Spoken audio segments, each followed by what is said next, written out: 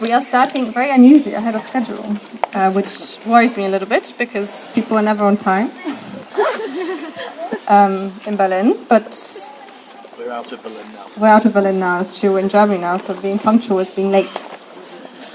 Thank you. Anyway, are you guys ready? Then I think we'll just start.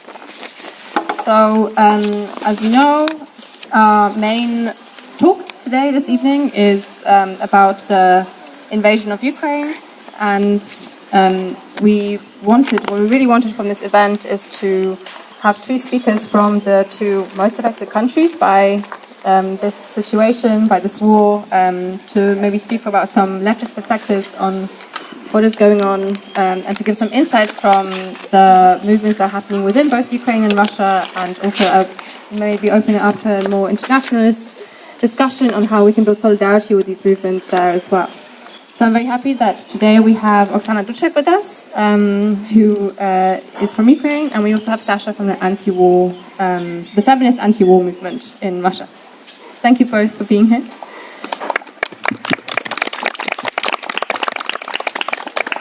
And I don't want to take, I didn't say, my name is Hannah, and I'm from Poland, but it's a different perspective on the situation.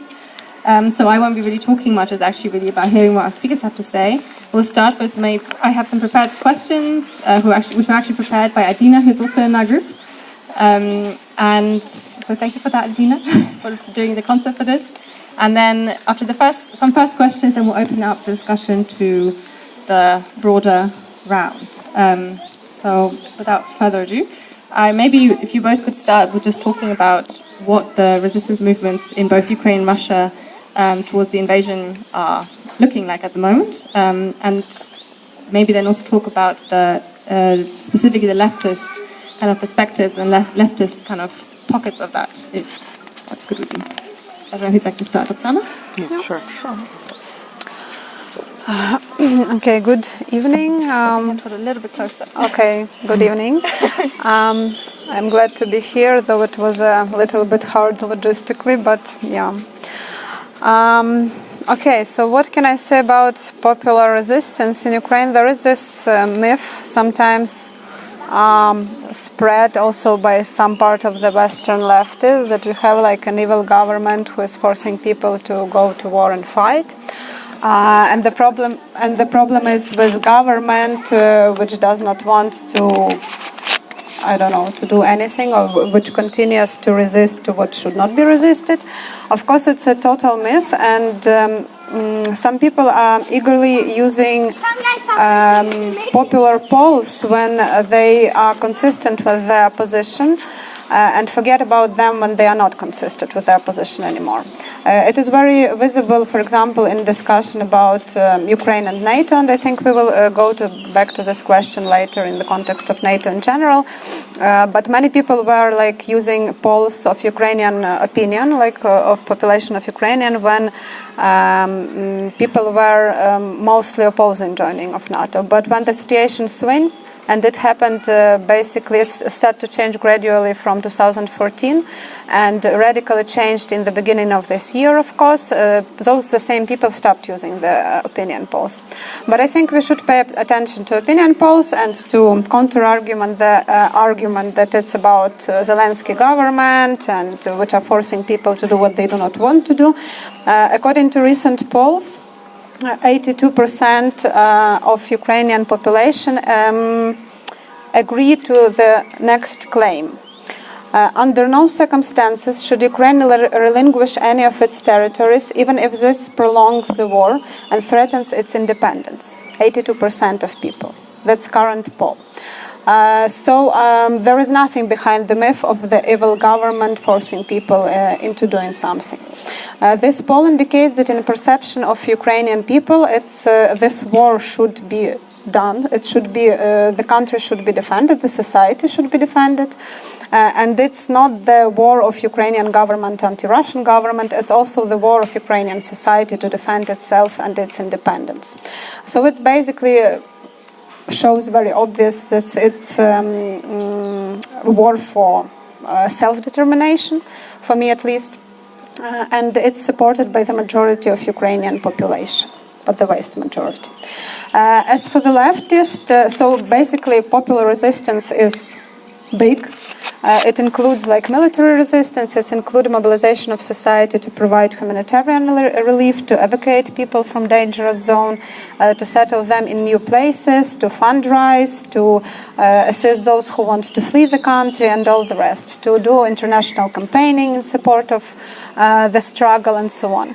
What is the place of left in this picture? I do not want to exaggerate it, of course, because Ukrainian left is very weak, as in many countries of the region of the East and Central Europe, so-called post-socialist countries. But there was a big mobilization starting from the beginning of the war. Some people went to the military voluntarily. Some started to provide support for military units, like providing them with some protective equipment and all the rest, and with medical medicine necessary for the battlefield. Others started supporting, like again, humanitarian needs, evacuating people, and in all this, most of the leftist people in Ukraine were involved. At least those who stayed in the country. And another important part of it is international campaigning. So there is a very intensive work done with many international, with many foreign leftist groups, organizations, and parties, which concentrates on several aspects. One of which is the question of Ukrainian foreign debt, which, according to our opinion, should be how do you say it? Cancelled, sorry, yes, in the context of war and everything what is happening, and in the context of the post-war reconstruction and trying to avoid the dependence of Ukrainian society on the conditionality of international financial institutions and so on. Another thing is like to provide the general campaigning for the cause of the struggle which is happening in Ukraine, and to influence the opinion of international left, which is unfortunately until now very ambiguous, I would say. I think I will stop here, right? Okay. Thank you so much for having this talk, and thank you, Oksana, for not minding me joining this talk. And as a Russian part of this conversation, I just want to remind you that normally Russians are not offended if they are not invited to the talks about Ukraine, because it's fine if Ukrainians are talking about Ukraine, and they should talk about Ukraine, not Russians. And after this disclaimer, I'd be more than happy to share with you what's happening with anti-war resistance in Russia as well. So, unlike many other Russian wars that were happening, and including 2014 beginning of this war, this new invasion actually consolidated huge parts of civil society, because probably, and it might be comparable with Second Chechen War and the First Chechen War, and First Chechen War probably, which took place in the 90s. The level of public mobilization in Russia against this invasion, because probably unlike many other regions that were affected by Russian military aggression, Ukraine is actually very close, and many people in Russia do have relatives in Ukraine, etc. So in that regard, anti-war mobilization in Russia, I would say, remarkable. I'm talking here on behalf of Feminist anti-war resistance. That was an initiative that was launched on 25th of February with a manifesto that was published, and it united different feminist groups, because for a while feminists were not seen as an actual political threat in Russia, and we kind of were able to survive, and we have very loose connections with each other, so we were able to mobilize quite, it's small amount of people if you compare with some other countries, but for Russian politics, it's noticeable amount of people. And what do activists in Russia do? So we started with a street protest. It didn't work because Russian police is very well equipped to fight any type of street protest. In comparison with other comrades in other countries, we might be kind of cowardice when it comes to fighting with police. At least I myself always running from police. So just for you to know, I'm not the fighter. So we started with street protests, and they didn't work out, and level of mobilization was not that high, and also because it's puzzling because the media did not prepare this invasion quite well. When it comes to 2014, when it whole thing started, Russian media were very well prepared, and we can see that from after 2014 annexation of Crimea and Russian intervention in eastern Ukraine, public support for the president actually grew, but after this invasion, it was unclear, and if we use public polls, we can see kind of high percentage of people supporting the war, but the level of rejection to this poll is polls about 95%. So majority of people just don't want to engage. And that was actually the goal of the government, to depoliticize, atomize people, make them not able to feel any type of political agency, any type of, don't have any interest in participating in politics. Yet, we can see that street protest failed, like visible protest, but we switched to more kind of partisan, but not really partisan tactics of street agitation. We came, as a feminist anti-war resistance, we came up with different more artsy actions, which would bring this disaster of this war into the public space. For example, we've suggested people to, of course, circulate information, but also to, I don't know, for the 1st of June, which is Child Day in Russia, back from the Soviet time, we suggested to spread across towns and cities toys covered in red color, in red paint that looks like blood, and provide an explanation why is it there and what's happening in Ukraine right now. Or for the 1st of May, we tried to organize kind of local community gathering, feed pigeons, not the war. And we invited people to feed pigeons on the streets, squares, and prospects of peace to make them meet each other. So there is this work in framing public discourse, but of course, so far, anti-war and loud anti-war resistance is kind of minority. But what the stage now is that we are kind of getting consolidated as an anti-war movement, and we uniting with initiatives that are far from left, and I never heard the word pitch so many times in my life as now, for example, which marks these very distinct social groups that we have to collaborate with. So we are kind of consolidating movement, this anti-war movement, but also as Russian anti-war resistance, we are very much aware of the fact that anti-war movements of public society, of civil society, never end the war, right?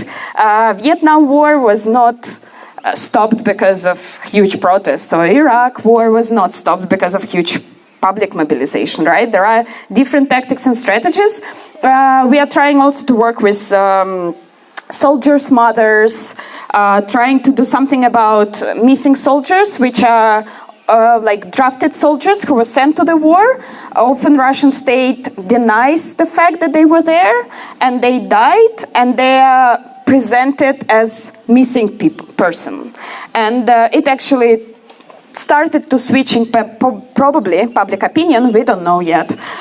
We'll see. We are doing something, but also I would say don't have high hopes for Russian anti-war movement. I mean, it's necessary, and it will exist. We do our best. We are strong, but that's not how this war is going to end, right? I think that we all should be aware of this fact. And when it comes to the left, we have Russian Communist Party, which is in parliament, or Communist Party of Russian Federation, which is in parliament, and which actually promoted the law that acknowledged republics, Donetsk and Lugansk People's Republics, and within this party, which is an actual like communist, not communist, but the actual party, it's not communist at all. There are different groups of people. Those who are in parliament, they are of course very much in favor of this Russian imperial idea, because unlike many other countries in our region, Russia didn't work through Soviet past, so it turns and it takes shapes of a very weird imperial form, more of a Stalinist type of thing than any type of actual communist.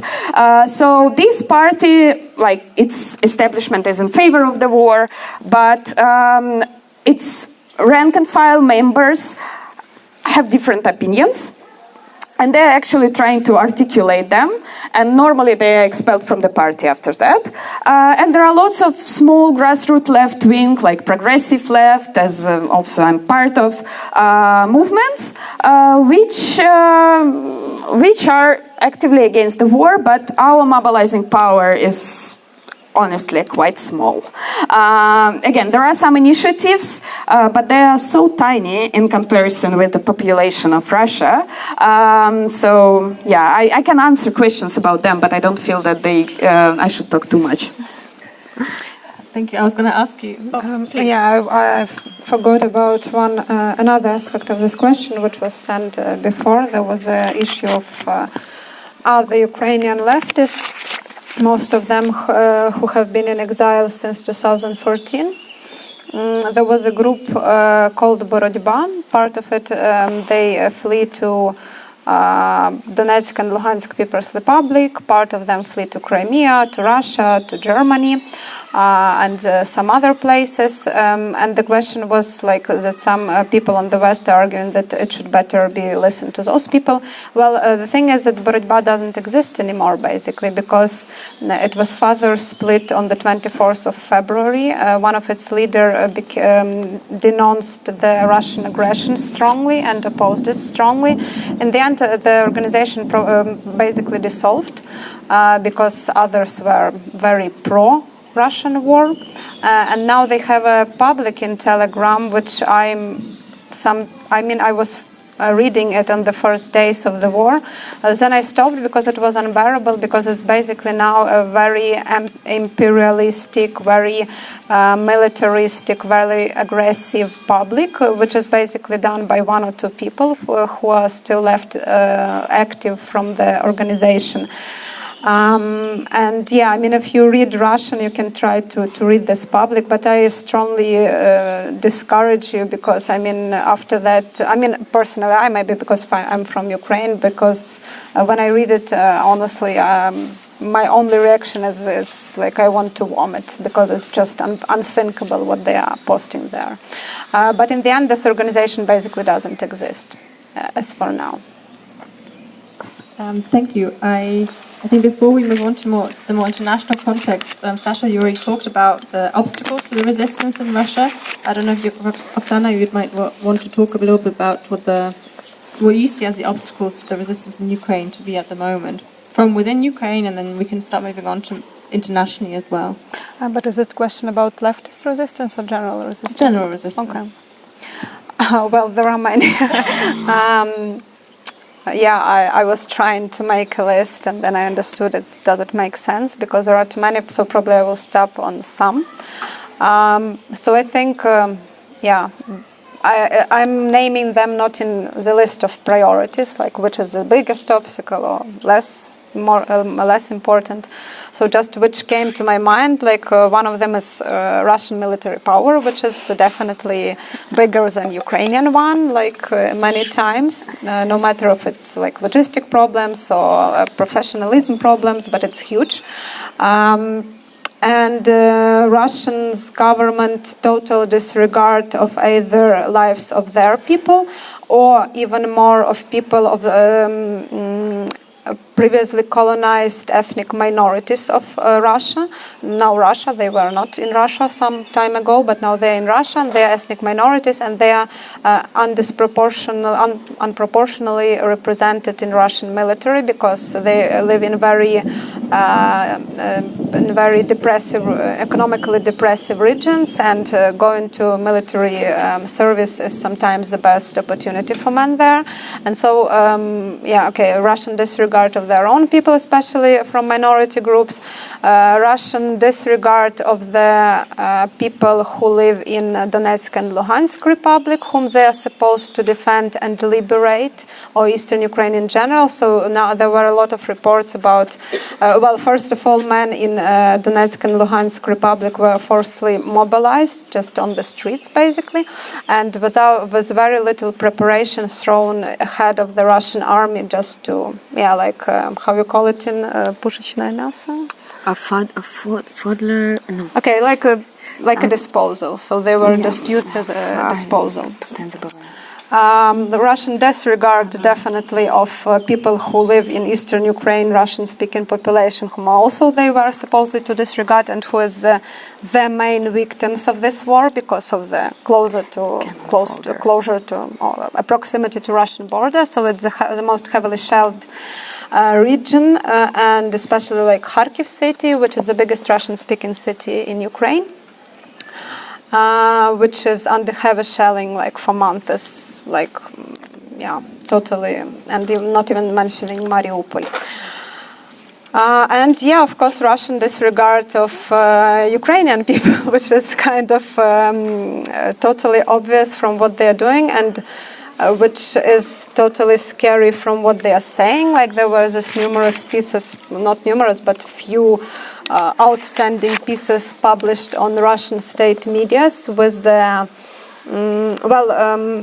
which is probably the number one reason why some people claim it's a genocidal war, which is a very debatable issue, but it definitely has a genocidal logic behind, at least in terms of propaganda, what they are saying, why they are doing this, what they are doing. So there is all this thing about that Ukraine is not a real country, Ukrainians is not Ukrainian people are not is not a proper nation, and that idea of denazification, which nobody understood what was it about before the 24th of February, and probably Russian government got that nobody understands, and they tried to explain, and it gets so nasty that those pieces, I'm sure it's translated into English, you can try to find it, because it's astonishing.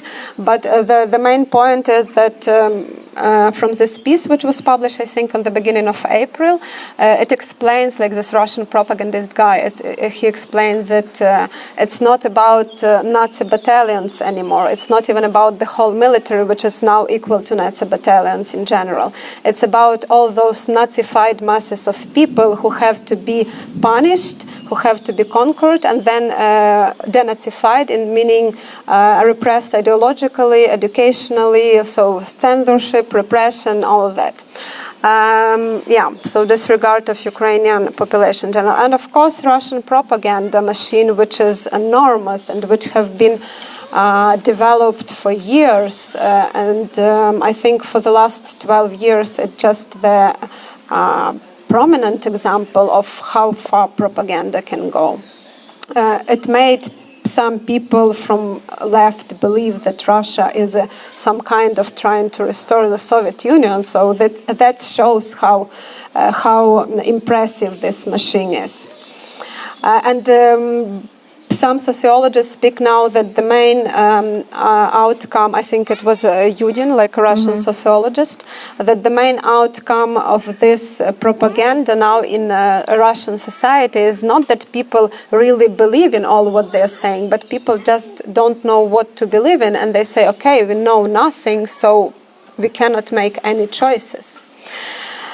Another important obstacle is capitalism and its integrational processes and integrational globalization, which have been happening for years.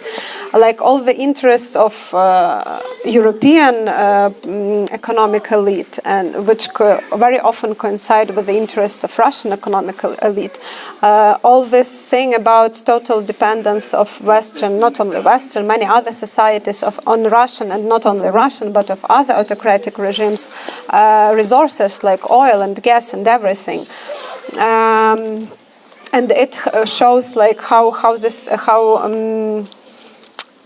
poorly the system is designed for any international solidarity, and it manifests itself in a total failure of international security system, which we see also now. So another thing is a failure of international security system, and also the unprecedented scale of situation itself. So for decades there have been nothing like this happening in at least in Europe in terms of conventional war between two countries, one of which has a nuclear weapon, another one has nuclear power plants, and all that together coming. The very idea of which took many leftists by surprise, that the multipolar world, which they have been talking about for years, many of them like leftist intellectuals, it actually came already into action. And unfortunately, this idea of that we are still living in a unipolar world without significant, if not global, then regional imperialism, it's very damaging to the issue of solidarity and resistance. And weakness of civil society in Russia and the repressions which have been unfolding there, again, at least for last 12 years, but basically far longer in history. Honestly, I was hoping that the reaction would be bigger, because I still remember 2014 when there were really mass demonstration in Moscow, at least in bigger cities, against annexation of Crimea. But I guess the Russian government did their best from that lesson, and though that's what we have now. I think I will stop here, but of course there are many other issues. I think Oksana actually covered it almost completely. I would add maybe, or emphasize, first thing is this dimension of elite dependence or connections that they have with Russia, and dependence on Russian raw materials for many, dependence on some and the absence of dependence on others. Raw materials from some European countries that actually, again, I would not talk now on behalf of the whole movement, but on behalf of myself.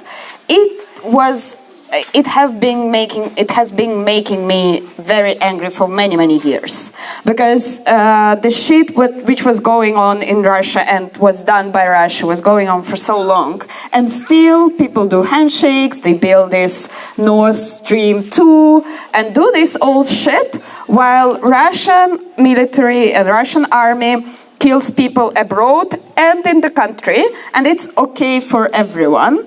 And they imprison, it was obvious. Oksana spoke about 2014 mobilization, but 2014 mobilization was nothing in comparison with 2011 mobilization, for example, which we had when we had this Occupy Abai movement and everything, and we had some hopes. But then people were beaten, imprisoned, whatever, and world continued as if it's normal, because it's about sovereignty of national state.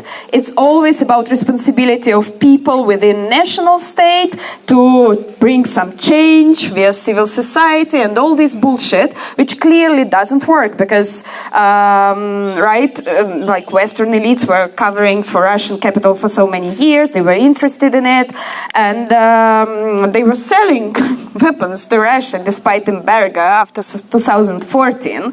So it's they were arming Russia without any issues with that, and without that much fuss around it, at least in Europe it seems, for a while. So that what actually was really huge obstacle, because this system was growing for ages, right?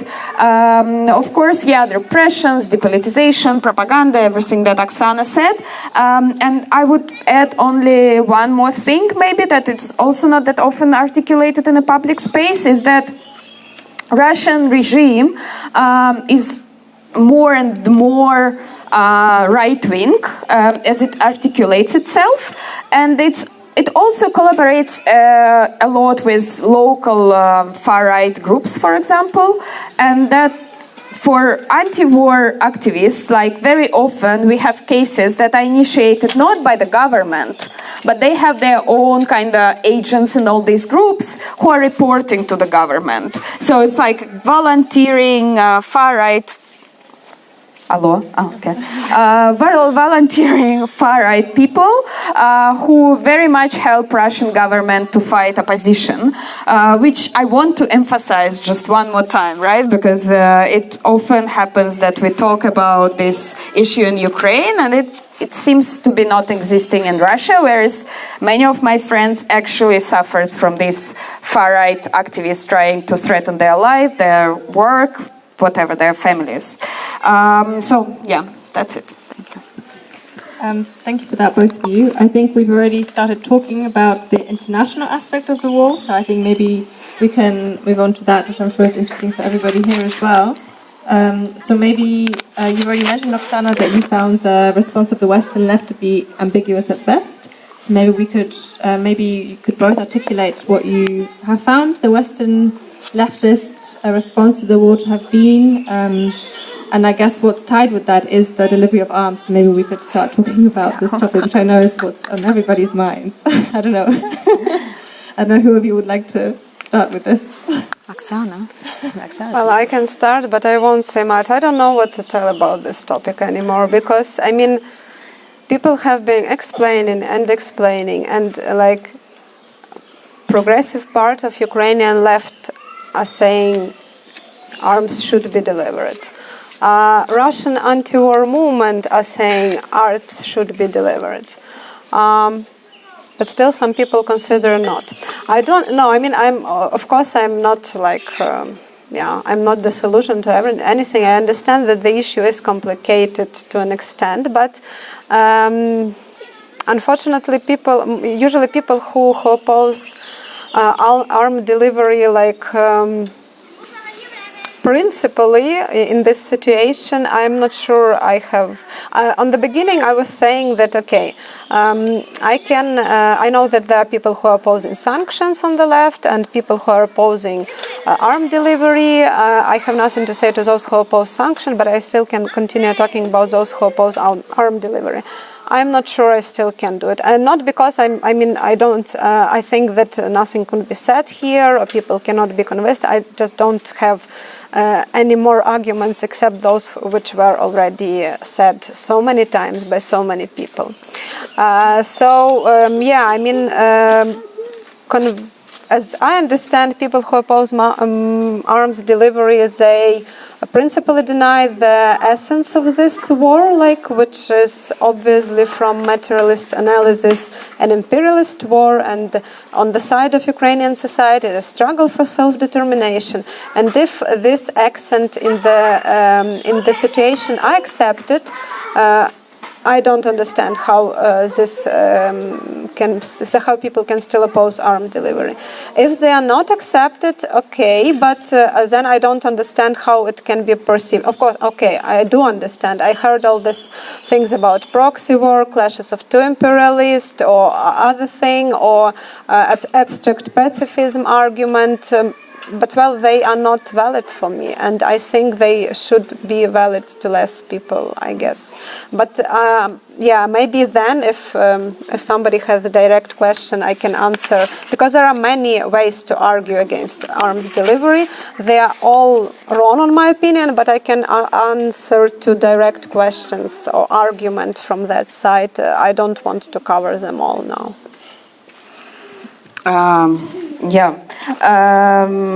When it comes to Russian imperialism, I think that this is a new thing I came up recently, but it was actually in the air for a while, about Russian idea of sovereignty, which is very... No, you don't think? I'm just... the problem is that I'm regularly invited to speak from Russian part, and that's why I'm getting repetitive. So the thing is that, for example, people who, I don't know, there is okay, from 2014, there were some Russian intellectuals who kind of signaled that what Putin is doing is very much in line with famous German philosopher Carl Schmitt's idea of sovereignty. So sovereignty is when the sovereign breaks the law to establish a normal order. And that's what Putin did in 2014. And it was kind of dismissed because nothing else happened, and that was it. And now, as we can observe development of Russian public discourse, we can see that there are more and more talks about sovereignty, which is basically Putin understanding sovereignty that either you're sovereign and you do what you want, you break the law, you establish your own world order, or you're a colony. So there are like two types of existence in this world, and sovereignty is defined in a very, very weird terms, I would say. Sovereign is definitely only Putin, and we can see it also in the agenda of Russian world, which means that we pray the same God, we have the same culture, and we also respect Putin, explicitly said by one of political technologists of Kremlin. So in that regard, when we speak about international solidarity, I think that it should be also understood that Russia is really is moving into a very scary direction, and it was neglected by many people who had strange image of Russia as some sort of quasi-communist heaven, which is completely wrong, and many people have it because they watch Russia Today, which was launched, by the way, when in 2014, right? So it's part of this entire campaign by establishing its sovereignty. And Russia Today is a good journalism, a very good one, and very popular one among certain circles. I hope you don't watch it. I'm curious if you do. Because of that, because of this good propaganda for abroad, which they kind of borrowed some tips from the Soviet time, they were able to establish this very, very fake image of Russia. So, for example, last week I gave a talk, and then one person approached me and was like, "But why you are shitting Russia? Everything is so fine with trade unions in Russia." I was like, "What? How do you know that?" And this person was like, "From Russia Today. They report so much on trade unions." I was like, wow, great. No, my comrade, head of independent trade union of delivery man, is in prison now. Like, trade unions are not good in Russia. Independent, real trade unions, you know? So there was this long ongoing effort from Russian side to present it to kind of parasite on these Soviet Cold War dichotomies that are actually maybe very well known, and for the left, for example. And it, of course, prevents solidarity and understanding in many cases, right? And as Russian left, sometimes we've struggled to issue, for example, to publish a shared statement or get a letter of support from some Western left organizations because they would be reluctant to go against Russian government. So yeah, that's important thing. And what else I forgot what I wanted to say. I will come back to it, I guess, later then. So yeah, it's important to understand that Russia is far from being somewhat like proto-socialist or any type of, I don't know, left-wing country that can create opposite pole. It's just, imperialist, kind of right-wing government that is in that invaded country, another country. Yeah. Thank you both so much for your inputs. I will ask one more question, and we'll move on to the. I recalled what I wanted to say. Oh, do you want to say it? Briefly, I'm sorry. I'm sorry for. I've just recalled what it was about. It was about the fact that at the same time as Russian activists and socialists, whatever, and even Russian scholars, what we encounter very often that we are not allowed to produce knowledge about our region. And like people from the West know better how it is going. And we had this episode as a feminist anti-war resistance movement when some other text was published under our name in Spectre Journal. And then when we pointed that out on our Facebook page, Spectre Journal, from their official page, replied to us that if we want an original name, we should do our research first. And they were completely wrong, because this group had different name, and I knew that because I was in contact with them. But the very fact that someone can say, oh, we are in solidarity with you, but if you want to do something, do your research first. That level of arrogance, it shows actually position of our knowledge production within this kind of global discourse about the region. Yeah. I think that's a really good segue into the final question, which is about basically how, if you see there's a possibility of reconciling this position of sending us for Ukraine versus the overall prevention, basically NATO, the overall prevention of Western militarization and the military-industrial complex, and how, despite this kind of tension, do you see the possibility of building international solidarity amongst leftist movements or leftist groups? Not just in Europe, but I think also beyond that. That's the final question. Okay, I was more ready for the question about the peace in general. Okay, that's a hard question, obviously, and unfortunately, what the processes which were triggered by this war, and actually not even by this war, but by the activities which were done by Russian imperialism before that, because, for example, like the idea of, the support of the idea of joining NATO started to grow in Ukraine, not now, but in 2014. In general, but what I think here it should be understood that this issue is a bit separately. So a lot of people say that it was idea for Ukraine to join NATO which triggered the conflict or provoked Russia, Putin, whoever, which, like from close examination, this idea doesn't stand, I think, the argumentation. Because, for example, Russia have been invading not only Ukraine, but some other countries in the recent 20 years, and some of those countries had nothing to do with NATO, actually. And when after the invasion began, when we saw the processes in Finland and in Sweden, sorry, bad in geography, very bad, when the idea of joining NATO or giving up neutrality and joining NATO started to get discussed in those countries, somebody can call it NATO expansion. But from the perspective of people who live in this country, it's not about expansion of NATO. Nobody forced them to join NATO. But they are doing it in the face of actual military threat from an imperialism which not only is talking about those countries are not real, those territories belong to Russia or something, but they started to doing something very real, very aggressive and very deadly to the population of one country. So they went far more from discussion to something more real. I don't have answer to this question, actually, what I want to say.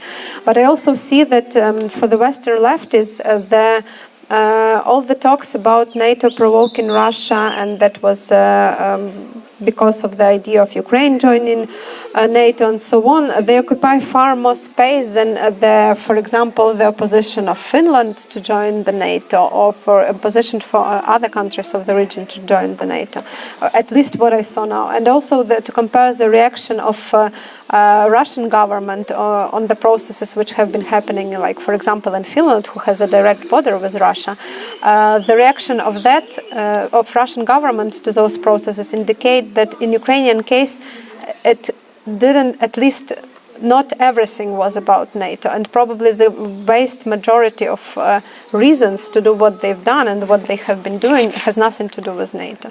It has to do with a society which decided to live or to leave the sphere of Russian influence, let's say, or whatever, and that it was those actions which provoked Putin, let's say.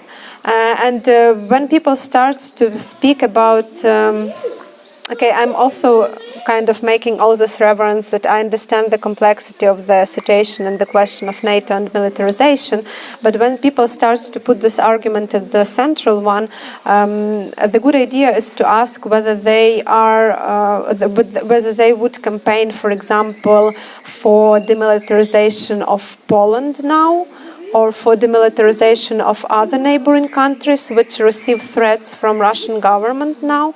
Would those people really campaign for that? They may be, but what I think and what some comrades of mine are telling, this is a very direct way for total marginalization of left in the region. Because if you say that, you kind of say like, okay, we leave you armless in the face of aggression. And until 24th of February, this aggression was more or less theoretical. And nobody could think what scale could this aggression reach. I mean, we couldn't. I would never imagine that something like this would happen until it happened. But now when the people in the countries which are receiving, or their governments are receiving threats from Russian government that they are, doing something wrong, and their capital cities can be easily reached by a Russian nuclear weapon and so on. Telling now, having this example of Ukraine under your face, telling this country that they should do demilitarization now, I think it's just suicidal in terms of political perspective of global left. Which means that the question of peace, demilitarization, global, regional, or whatever, should be understood more complexly. And probably now it is not the best moment to talk about that, because when you're saying, it's like another part of this story is which is not very often discussed, by the way, that Russian invasion basically put the total end to the voluntary denuclearization of countries.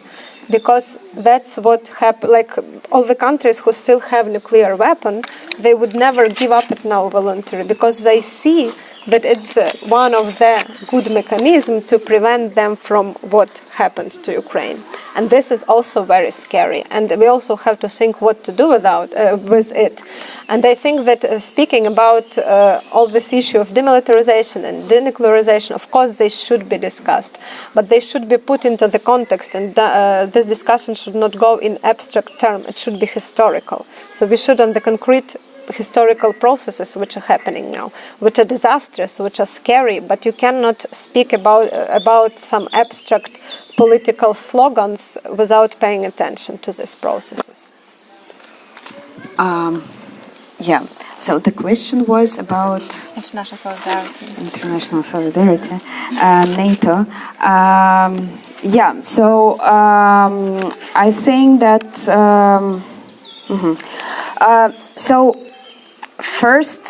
First of all, I completely support what Oksana just said about other countries and NATO militarization. But what I think is important from the perspective of Russian anti-war resistance is that we all know that anti-war resistance don't end the wars, right?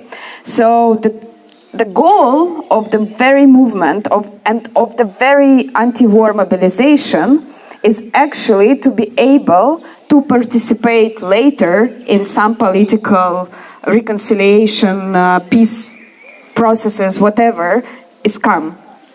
And if we think from that perspective, from the perspective of the future, what does arming Ukraine, for example, give to Western left movement?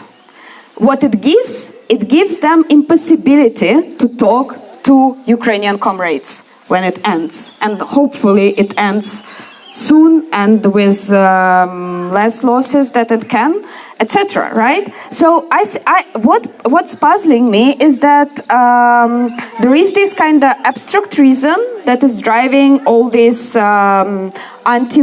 many anti-war statements in the West.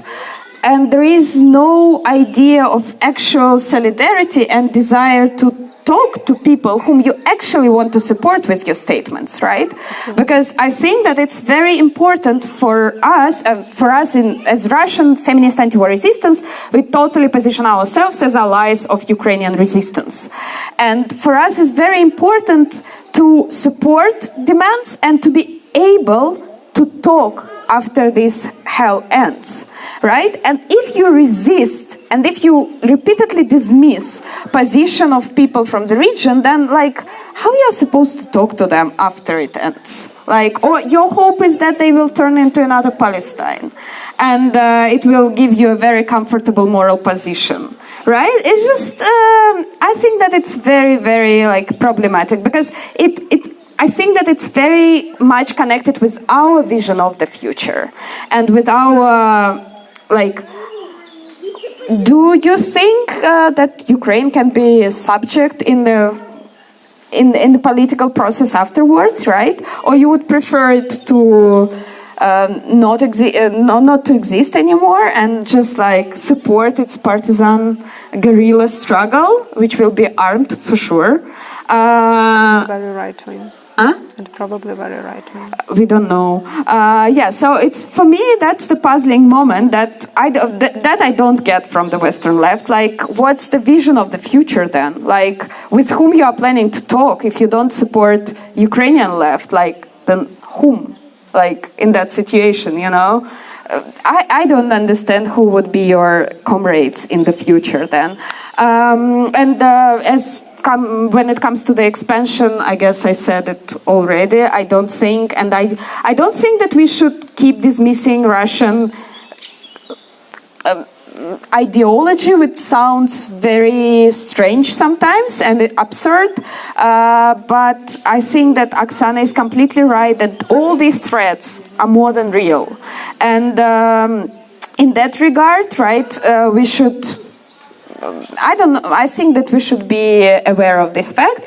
And final point is that at the same time, I think that it would be great for Western left or left in general to discuss what is our understanding of security, right? Because so far we are just repeating what government impose on us, like this idea of security is about arms, etc., which is important, and I don't want to withdraw attention from this part, but also like what are alternatives, like what can we do to frame security, international security in different ways, right? What like discursive work can be done, because so far if we look at Western left, for example, it's all discursive work, right? It's not actual like political struggle very often in the parliament, etc. So what kind of discursive work can be done to change maybe public opinion on what security means and what should be included into our understanding of security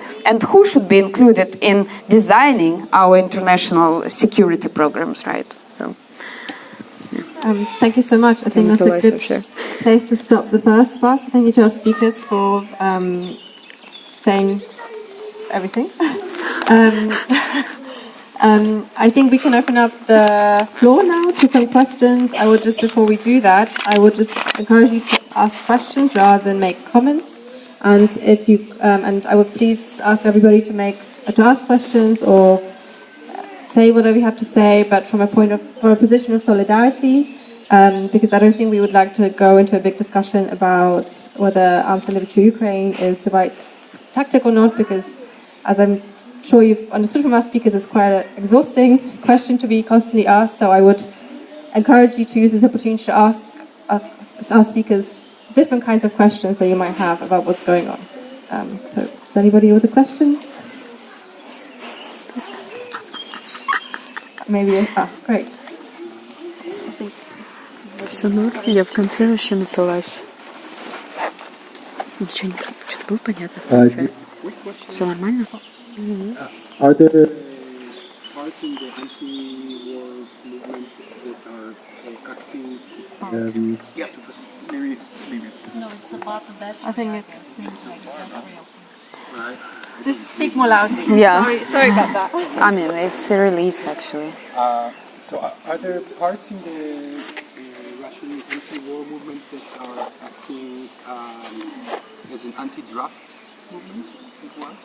Sorry, can you repeat the question so we get the sound? For this microphone. The question was if there are any parts of the anti-war movement that are acting as the anti-draft movement. That was correct? Of course there are, and also feminist anti-war resistance participate and join it. So there are network of soldiers' mothers committees, which has very different positions on the current invasion, and some of them were protecting soldiers in Russia since Afghan war, actually, and they had very strong anti-war position. So, yeah, they are launching different types of instructions. We've launched bot, like huge spamming of those who can be drafted with instructions of how not to be drafted. As I told, we are trying to also make people aware of the fact that if they are drafted and they die at this war, probably no one will ever acknowledge that they died. They would be missing person, and their family will never get any type of compensation for that. And there are number of different movements for alternative army service, as it's called. So if you are pacifist or you're a religious person, you can apply for this alternative military service in Russia, which is compulsory for any man aged from 18 to 28. There are this process is going on. I would not say that it's very powerful, but what we can see that some of the people who were supposed to be sent to Ukraine, they reject, and they are now trying to push charges against their employees who fired them for this fact. So there is something is going on there as well. Yeah, but again, don't have too much hopes about that. Yeah. Do we have any more questions? It would be better if I say like, you're so strong. Defeat Putin. Sorry, I have many questions, and that all come right now, but I hear it. Like, first of all, what I understand, in last 16 years in Europe, we are against war. And you talk about Russia. I hate Russia. I'm really sorry. I hate Russia. But we did not talk about what did NATO. And we did not talk about who's getting benefit for that war. Who's like, what is going happening. Last 16 years we was protesting against NATO. And right now we are getting, I'm really shocked, like NATO is the right security for the Ukraine or for the Finland or Sweden, and what they did NATO in Afghanistan 20 years ago, then in Iraq, then in Libya, and maybe Russia also did same in Afghanistan 1980. Russia also did in 1990 in Chechnya, also in Bosnia, also in Serbia. But I think this is my question. What I understand, America is NATO is succeeded, built propaganda to support NATO and to say, oh, okay, there must be NATO in Sweden, in Finland, in Ukraine. I'm really sorry, don't get me wrong. I am very against that war and all wars. And I think that is really very strange right now. Who's getting benefit? I think that's the main question. Who's now sending weapons? Who's selling weapons? Now all once again starting Cold War between Soviet Union and America. And which country people is dying? Ukrainian and Russian. Of course, they are also human, doesn't matter. They are Europe or from Asia, from Africa. And I really did not get it. Why not we talk about that also, who's getting benefit? And the big benefit right now, what I see, is America, he's gonna sell all weapons in Europe also, like which we last 20-year fight for that. We don't need weapons. We don't need weapons. And also, what I understand, Ukraine was the one country who's getting very strongly with economic, very, very good, like he export meal and so many things. And this year, we don't have enough meal. We have oil problem in Europe. What about Asia and Africa? I think that is the main questions, and I hope you understand. It's really very complicated. Can you explain a little bit about that also?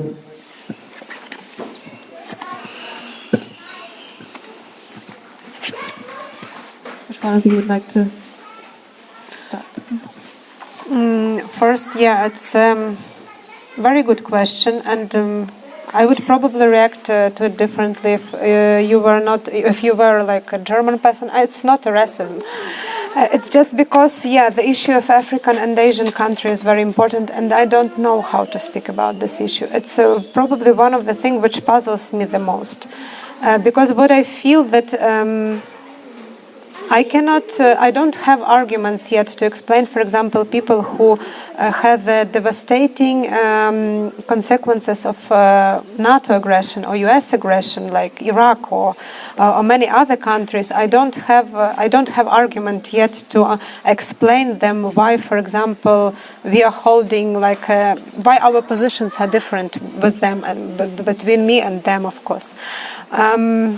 I have also very personal issues with this because I stopped talking with a person who he's an Iranian Marxist, a very good one, and we stopped talking from the beginning of this war because of of his position and my position. And from his reaction, I understood that it would be a very hard conversation if, between, for example, Ukrainian left and, leftist from Iran or from Iraq or from many other countries who have a very different experience of Western imperialism, which Ukraine also had, but it's not it's not a military imperialism. It's more like about economic imperialism and everything. And our history is totally different. I don't know already answers for that. But if we speak about again your remark about the U.S. pushing Finland or other countries into NATO, it's not actually like that. It's population of those countries who are supporting now the idea, and it's also a very hard, a very big problem. What to do with that also? What to do with Ukrainian population? Not to do with population. You shouldn't do anything with population, but how to talk, how to frame the discussion with the broader public, which is. Whose fear of Russian aggression in Finland, very understandable, and in Ukraine, totally, you cannot, very few people live in Ukraine now and not being scary of Russian aggression. It's a very hard conversation, which I hope will happen in the future between Ukraine and other leftists from East Central European region and people from Global South, from many African countries, from Asian countries, and I see how this contradiction or this history is exploited now, including by Russian government, when they are playing this card of hunger, of blocking the food supply and blaming Ukraine and US and whoever for that.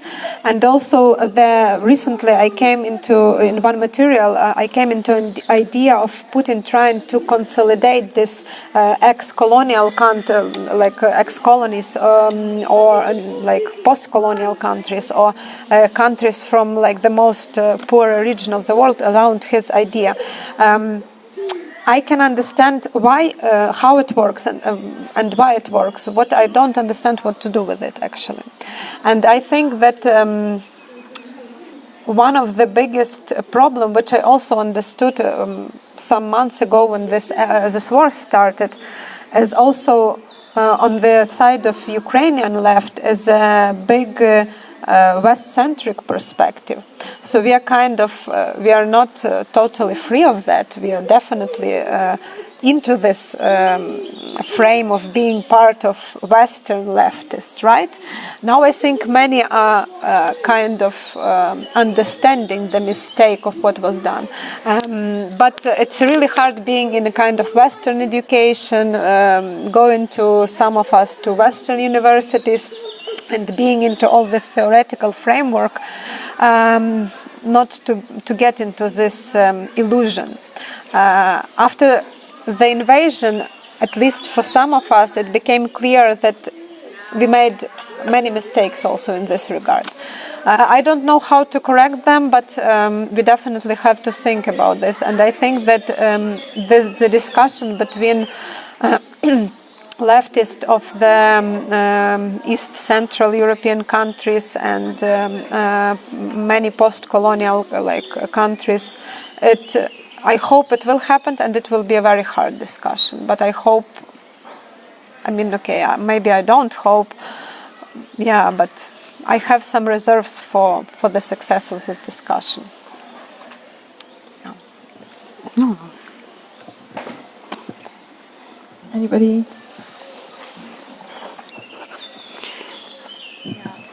Thank you, first of all. I was waiting a while because I was really wondering what would you think about the issue that I'm thinking that it's the thing is I'm up to say.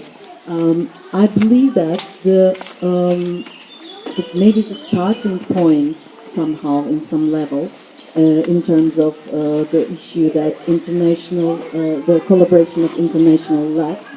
Maybe we should start with brainstorming how to frame, because it was very, very good point that you made. Even if we are in the era of the, as sociologist Zygmunt Bauman say, a very liquid modern world, so we don't need frames, even if it's a kind of a discourse. But at that point, we need some frames. This is what I believe. I was wondering what would you think about that, and we need to brainstorm about that, because starting with some key words like security. What security means internationally for all the people, for all the leftists, and what, for example, food prices mean.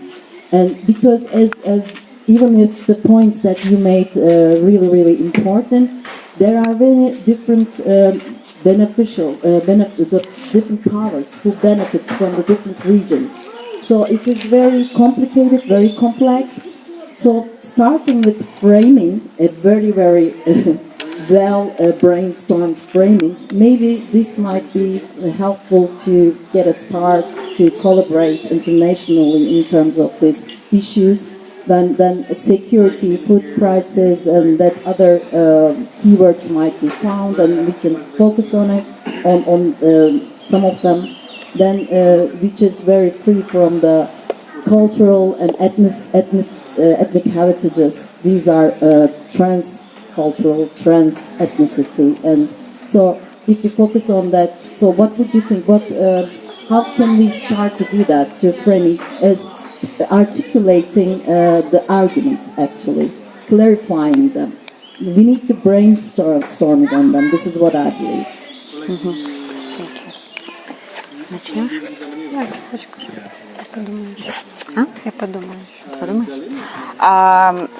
Thank you for picking up this actually thing that I started thinking about just recently, about security and how do we as left speak about it, and to what extent we are trapped in frames that are imposed on us, right? And these dichotomies that are imposed. And Oksana explained also that this dichotomy between Russia and NATO, for example, plays to a great extent into Russian hands, which are also covered by blood, right? So it's we want to escape this dichotomy clearly, So what can we do to escape it?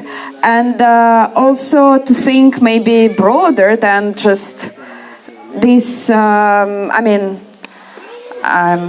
don't know even how to phrase it, but yeah, this kind of dichotomy that is suggested and proposed by the US as well as by Russian propaganda equally, right? And we should not be like how to create our own non-alignment movement, right? And what it can be about. But also, and I want to pick the point that Oksana said, that this aggression, and we should be very much aware of this fact, it's actually a threat to, for example, nuclear disarmament, right? Which is so important for our idea of security. So that should be also considered. And I think that, maybe it's me coming from my background in Russia, where I definitely feel that I have no agency in influencing the state or power, even though we try our best. But I think that for me, kind of political struggle is also about dreaming big and not like just resorting to these current moment situations. But because, come on, what can we do? We are a small circle of people, but we can come up with new frames. We can come up with new solutions that will be they will remove this dichotomy and that not dismiss demands of our Ukrainian comrades, right? It will not remove this demand for arming Ukraine, for example, right? But it will not identify it completely with data, because it can be way more complex, right? And for me, I don't know, of course, arming Russia was not that huge as it's now needed for Ukraine. But come on, military complex was active all these years, right? They were selling guns to Russia and weapons and everything. And I understand that this war, accelerates all these processes, and we definitely should resist, but also resist in our own way, not believing them there is no way to resist except for not supporting Ukraine. Because from prolonged war, this complex will profit even more, right? And the question is what actually prolongs the war? Arming Ukraine or not providing arms to Ukraine? I don't know. For me, because I very much believe in Ukraine, so I hope that arming Ukraine is actually might be against interest. Because if it was in their interest, then we would have seen, first of all, arming Ukraine way earlier that it was done, right? Because if that was that profitable for them, it could have happened way earlier. And then amount of arms could have been big, larger. I don't know, maybe I'm wrong here. I'm not an expert on this issue, but I very much agree that we should kind of think outside of these wrong dichotomies and still try to accommodate demands of comrades from different parts of the world, right? And not dismiss ones that for arming Ukraine just because it's somehow connected with NATO. We can envision our own way of supporting Ukrainian struggle, armed struggle, without facilitating NATO. I don't know. Very humanitarian speech.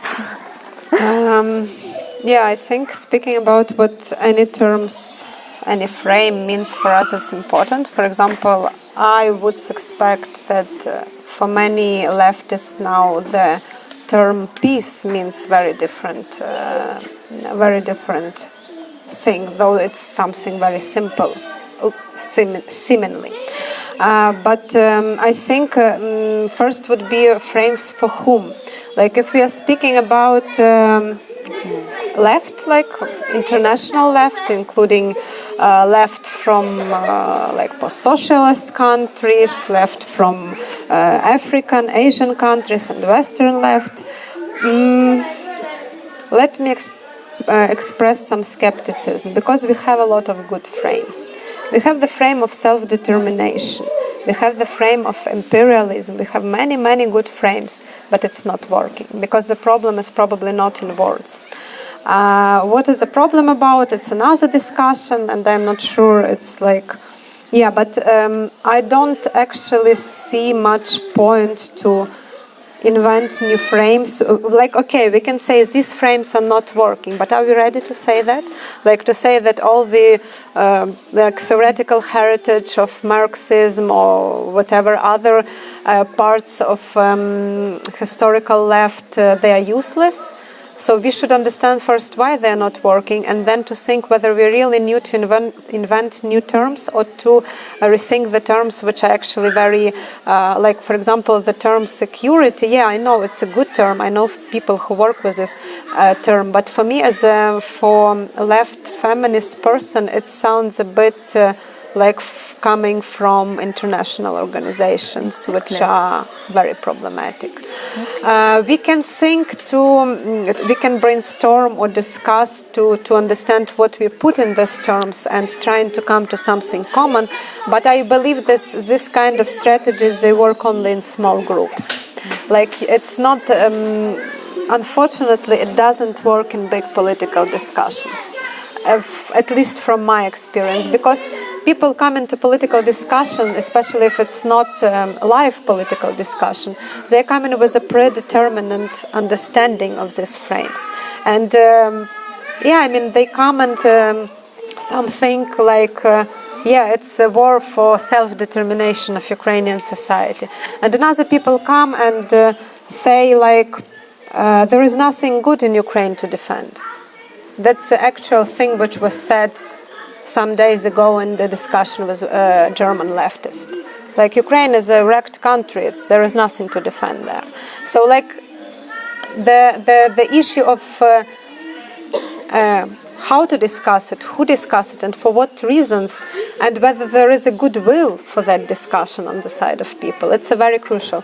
But I think the most important thing is whether we really think that our existing frames are not working and whether we are ready to give up on them. I think no. I mean, it's too many, too big history, too big theoretical work, and too big political struggle stands behind those terms. I'm not sure we should give up on them. But to understand what happened to them and what happened to us in relation to them, and why people have so different positions in this regards, it's the question. Though it's not a new one. Like we should not pretend it happened the first time in the recent 100 years or something. Thank you so much. We are out of time, so unless there are some very burning questions left, I don't see any burning. Do you want to say something? Мне кажется, что нам надо их обсудить, ровно потому что им сложно признать провал. Sorry about this. I was speaking this week to a Russian socialist who wanted to be here, but she's ill. And she said she grew up thinking NATO must be brilliant because every day she saw Putin getting on telly, or she saw Russia Today or the state equivalent saying NATO is dreadful, NATO is the enemy. So she thought, NATO must be great. And it was only when she came here that she realised that NATO, in its way, was just as bad as Putin. And I think this is the problematic that we have. How do we unite the international left in a way of not being on Team Putin nor on Team NATO? And that's the problematic that I said. I don't big argument, but this is a problematic I say with weapon deliveries, because I don't have any weapons. I can't say I want the Ukrainian resistance to win. I want the Russian anti-war movement to win.